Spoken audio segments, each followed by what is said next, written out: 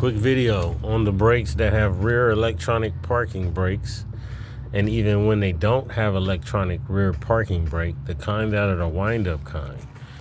I don't know if you've ever did this before, but sometimes when you're turning this back in to reset the piston, this boot here starts to get all twined up. And I know some people just let it keep twining up. What I do is I take a little grease, a little PB blaster, or this just says B, but a little blaster, and I just spray it right here and let that kind of run down. And what that does is it allows this boot here to stay in place, allows this boot here to stay in place when you're turning it back.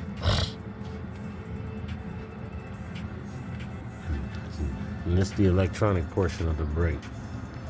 You know, they do have a thing called service mode, but if you just release the parking brake on the inside of the car and just take this off, it just has a gear on it here, and you see there's no special setup of the gear here, and it just goes into here. And as you can see, there's no special setup.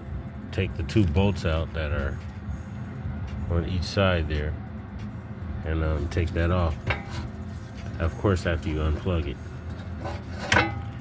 This is a 2021 CHR rear brake replacement with the electronic parking brake.